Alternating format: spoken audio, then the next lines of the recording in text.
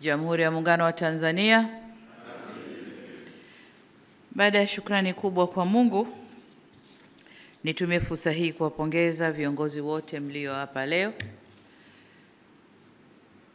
Langu kwenu ni kwenda kuviishi viapo mlivyo hapa leo, na kwa kiapo cha maadili najua jaji huwa anatoa kopi baada ya zile mbili mlizo saini, moja na kurudishia. Hiyo ni reference yako ya kuiangalia kila baada ya muda. Hata mimi hapa ninayo ya kwangu. Nakaa kipindi kisha naichukua na itizama. Najiwekea tiki, wapi niko sawa, wapi nalegea, wapi hivyo. Kwa ndio maana ya kiapo hiki na kupewa kopi. Lakini niwaombe pia ndugu zangu mlio hapa leo, kiapo kile kikubwa na kile cha maadili, mkashirikiane na mtakao wakuta kule mnakokwenda, fanya kazi kwa mashirikiano. Lakini na wale mtakao kutwa, mawaziri wako hapa na makatibu wakuu, mmekuja kupokea watu wapya, mkawape ushirikiano na muelekeze ipasavyo wapya wanaokuja.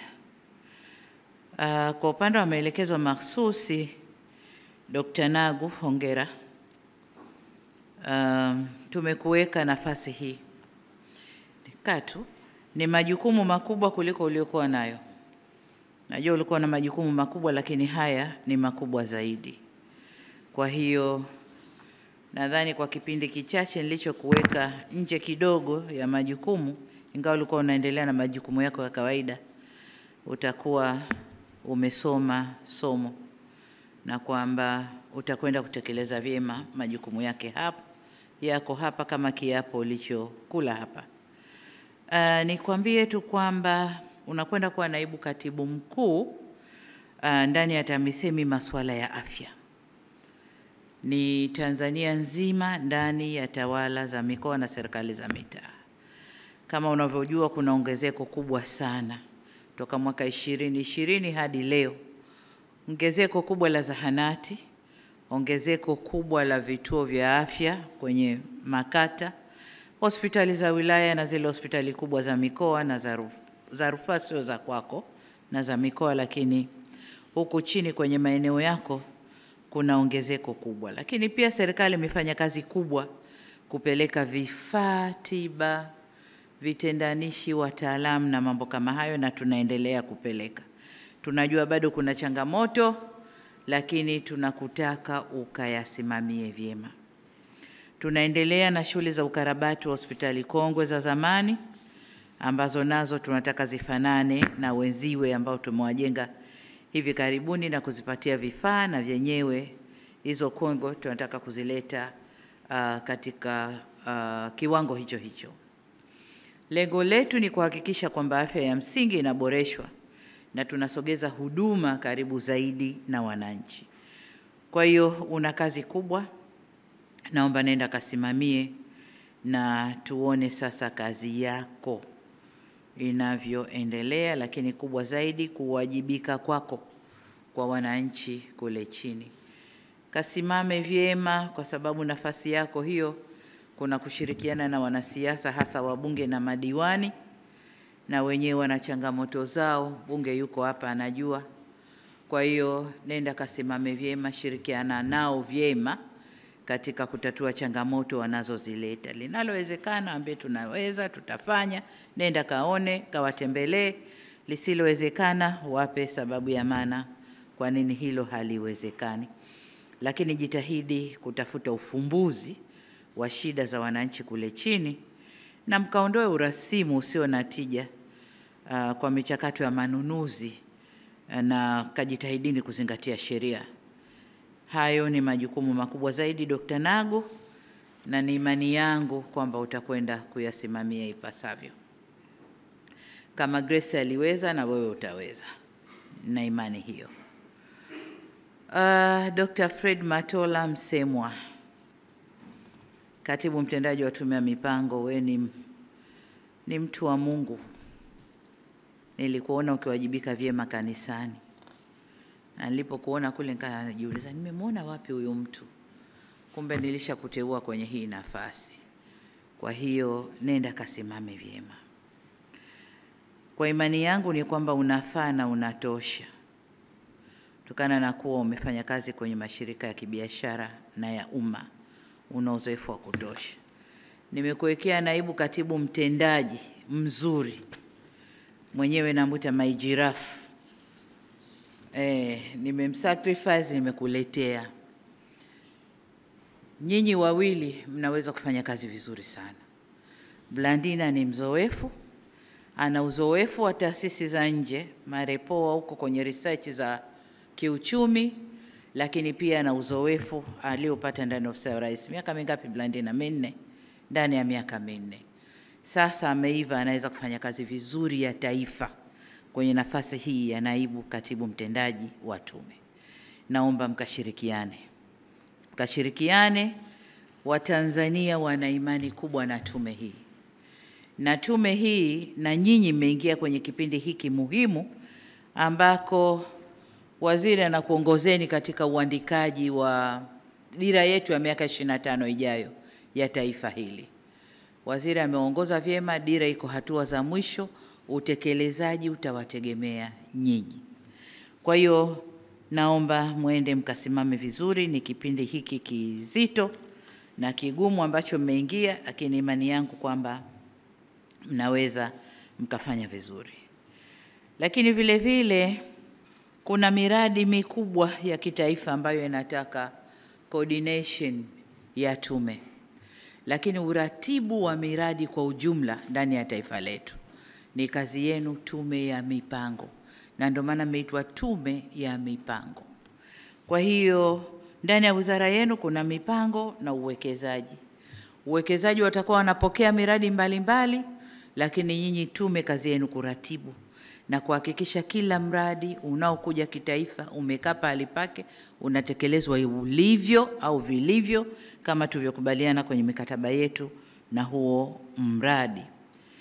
Lakini jingine ni kwamba tunataka tuhakikishe mipango na miradi mbalimbali ya kisekta inafungamanishwa na malengo ya kitaifa.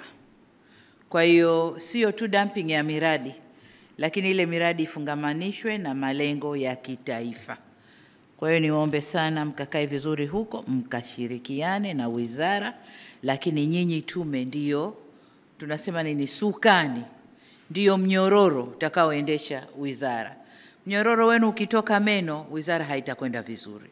Kwa niombe sana sana sana mkashirikiane katika kufanya hiyo kazi. Swala jingine kwa upande wa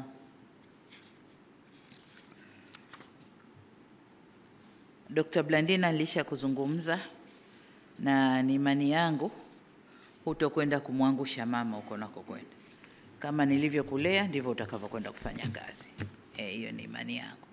Ndugu Lazaro Jacob Twange, uliyekuwa DC, ulikuwa Ubungo. Haya, lakini nimetizama CV yako nikaona ulishapita kwenye mashirika ya umma.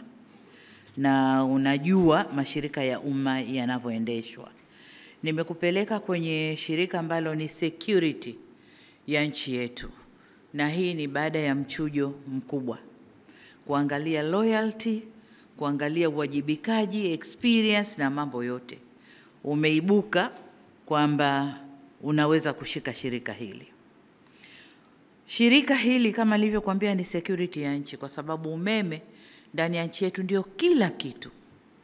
Chukulia mfano, umeme uzimwe sio maeneo ya uchumi, maeneo ya wananchi tu. Wakose umeme siku 2 siku 3, kelele ya kisiasa itakayopigwa hapo. Lakini sasa chukulia upande wa pili wa maeneo ya uchumi. Umeme ukikosekana, ina maana uchumi wa nchi unakwenda kuzorota.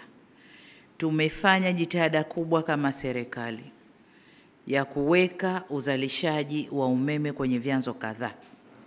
Tuna chanzo kikubwa Julius Nyerere Hydropower, na ile ndiyo roho yetu kama nchi. Pamoja na kwamba 60% so far tuseme imeshuka sasa baada ya Julius Nyerere kuzalisha. Lakini huko nyuma ilikuwa 60%, sasa tuseme labda 40% ya umeme wote wa nchi hii unatokana na gesi.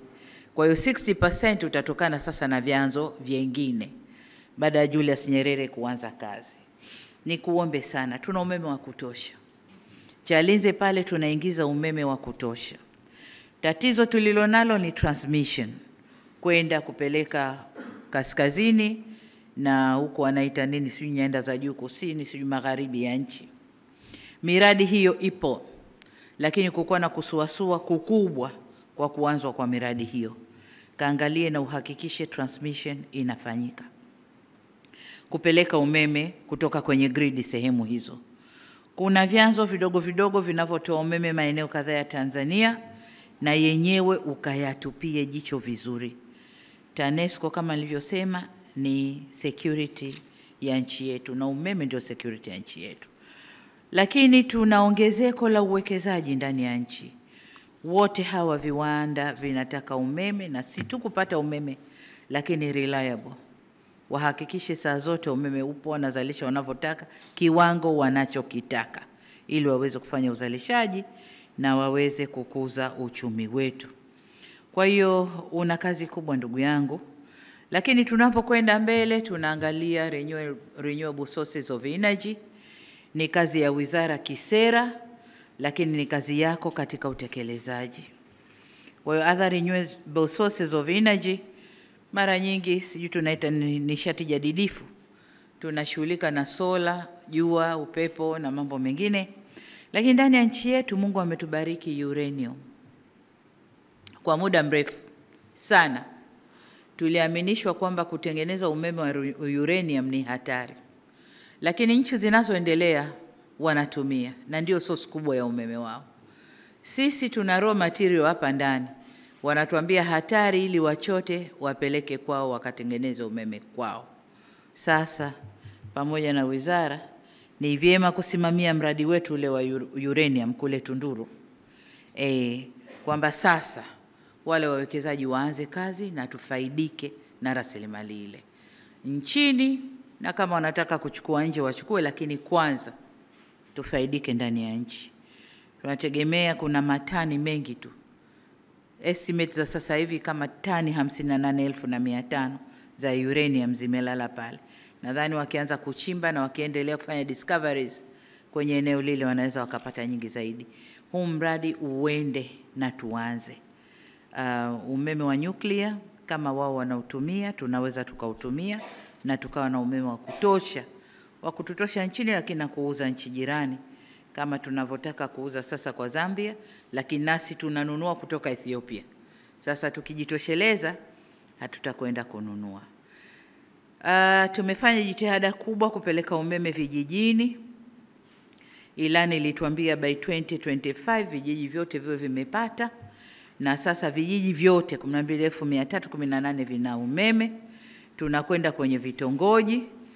52% ya vitongoji vyetu Tanzania, vitongoji 33,657 already vina umeme, na kazi inaendelea. Sasa hivi kuna 20,000 vitongoji. Kuna mtu wa REA hapa? Hayupo. 20,000 vitongoji, kazi inaendelea. Kwa hiyo tukimaliza huko tutakuwa kama tunakaribia lile lengo tulilowekewa. Hiyo ni kazi yenu, tunaomba mkatusaidie. Kuna suala la nishati safi ya kupikia. Again, hili linagonga huku na huku, lakini kwenu lipo. Jinsi mtakavyoweza kusambaza umeme vijijini, mnakwenda kuchangia pia kwenye hilo swala la nishati safi ya kupikia, na kuelekea kwenye kufikia ile target yetu ambayo tumejiwekea by 2034. Tumesema 80% ya Watanzania wawe wana nishati safi ya kupikia, pamoja na umeme na vyanzo vingine vya nishati, gesi na mambo mengine. Kwa hiyo hilo ni jukumu lenu. Tuna ujenzi wa substations nyingi katika kuhakikisha kwamba umeme unapatikana uninterrupted, hauzimiki. Naomba ukalisimamie. Kubwa zaidi ndani ya shirika lako, nenda kasafishe yale makando yaliyopo, walioko kwenye kutoa umeme, walioko kwenye billing system, waliopo kwenye mambo mengine. Nilimuona naibu waziri mkuu kaenda kazunguka, hakufurahishwa na aliyoyakuta katika maeneo mengine. Nenda kasimame mkasimame uyafanyie kazi. Kubwa zaidi, kuna miradi mingi ndani ya shirika lile inavuta interest za watu wengi. Kasimame katikati, simamia miradi itekelezwe vizuri. Achana na interest za watu, simamia sheria, sera zako za shirika na miradi ilete faida kwa wananchi. Hilo ndio kubwa nalo litegemea kutoka kwako. Kwa upande wa Jaji Mgeta, Susan Mlawi hayupo. Lakini Jaji Mgeta upo, umeapa kuingia kwenye tume ya maadili. Huko nako kuna kazi na mkubwa wako yuko hapa. Kuna kazi, sisi viongozi ni wanadamu. Ni watu na wanadamu. Tuna miko tumewekewa. Ukitufanyia assessment leo, unaweza ukatukuta only 30% tunafuata kweli hiyo miko ya uongozi. Sasa mna kazi ya kutulea huko na kuangalia. Ujazaji tu form na kukuleteeni, ile tunafanya sana. Lakini matendo mengine yetu binafsi huko ni mambo mengine. Kwa hiyo naomba mkasimamie maadili kwenye utumishi wa umma. Tumeharibika leo hii. Mtumishi wa umma anakosa uzalendo. Anakosa, tuseme nini sijui, ile moyo, na kwamba mtumishi wa umma anathubutu kuchukua siri kwenye mafaili, akapiga picha kwenye simu yake na akasambaza kwenye, akijua kwamba anamkomoa rais, akijua kwamba sijui anamkomoa nani inline, lakini kumbe ni yeye amekosa maadili. Ni yeye hawajibiki kwa taifa lake. Uzalendo kwa taifa lake hakuna.